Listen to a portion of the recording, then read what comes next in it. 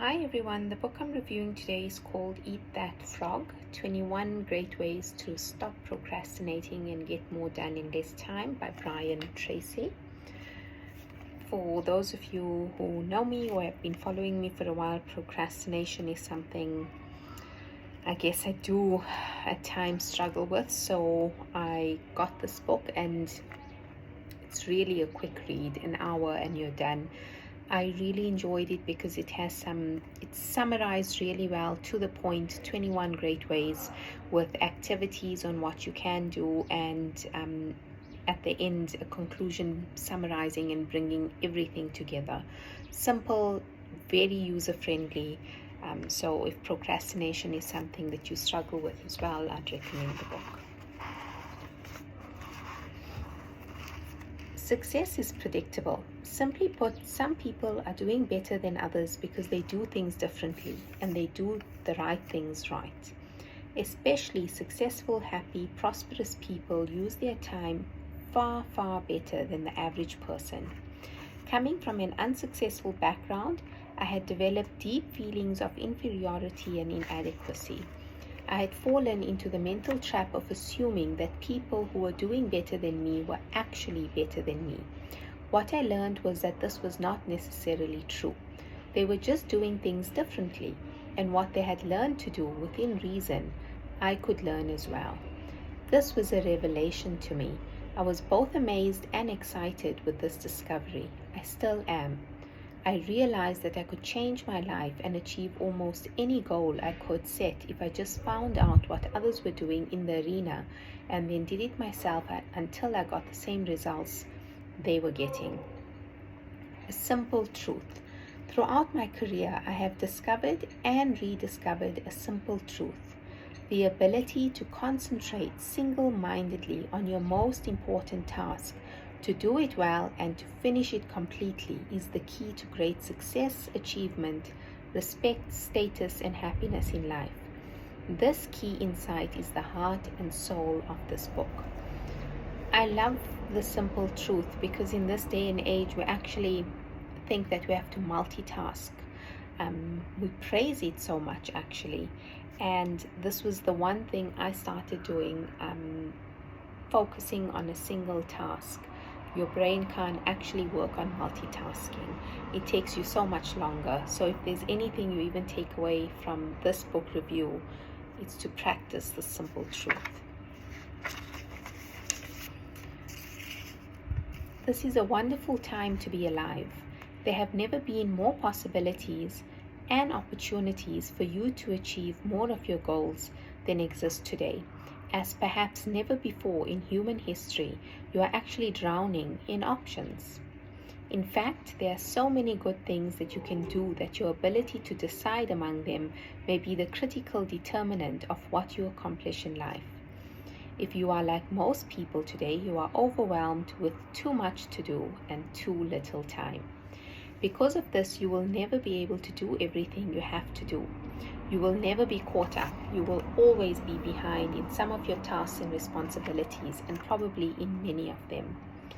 For this reason, you need to be selective.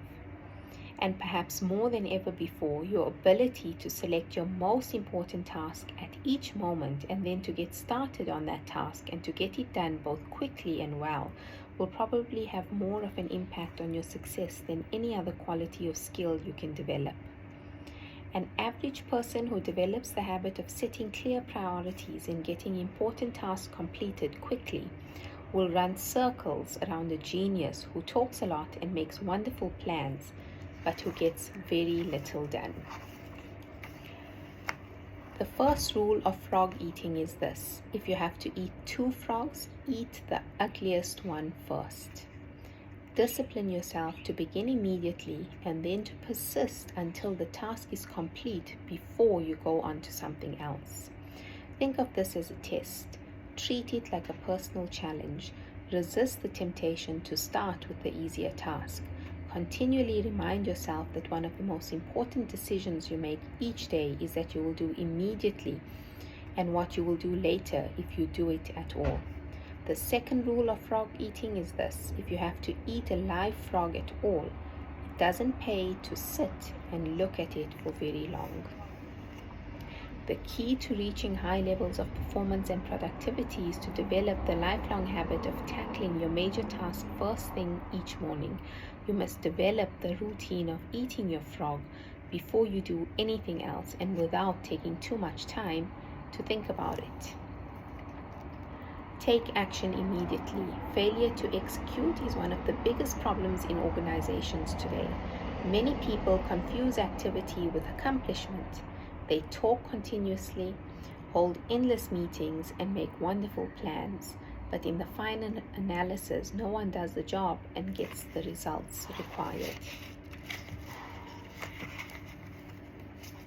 Another rule: resist the temptation to clear up small things first.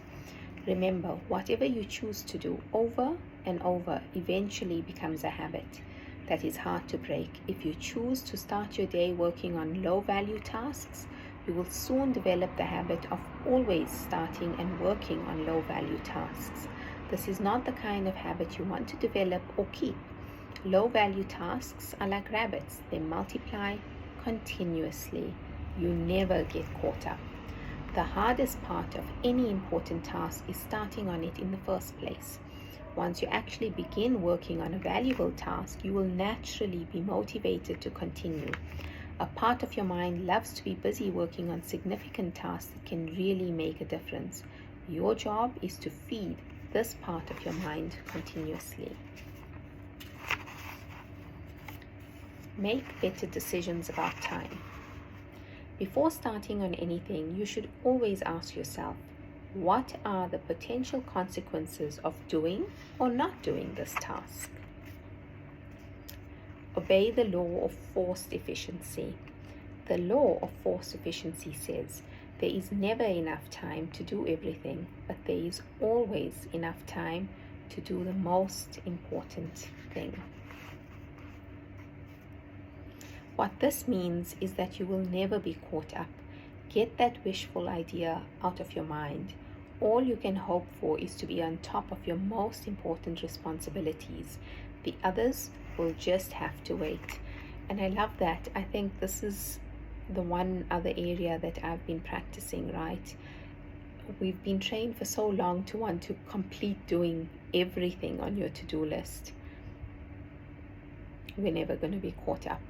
It's a wishful idea, and we need to start getting that out of our mind so we can prioritize and focus on what's the important items.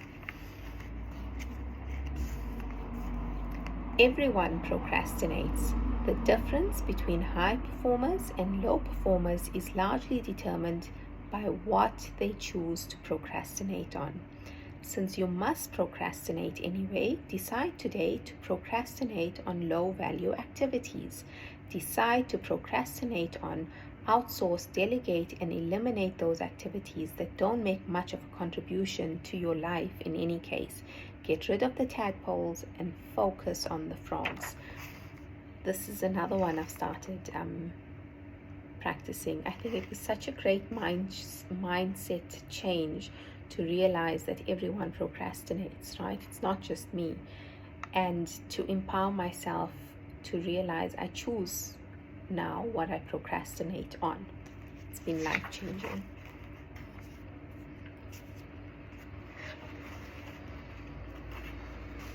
Identify the limiting factor.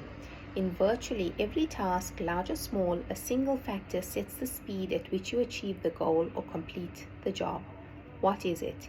Concentrate your mental energies on that one key area. This can be the most productive use of your time and talents. The constraint may be a person whose help or decision you need, a resource that you require, a weakness in some part of the organization, or something else. But the limiting factor is always there, and it is always your job to find it. Technology is a terrible master.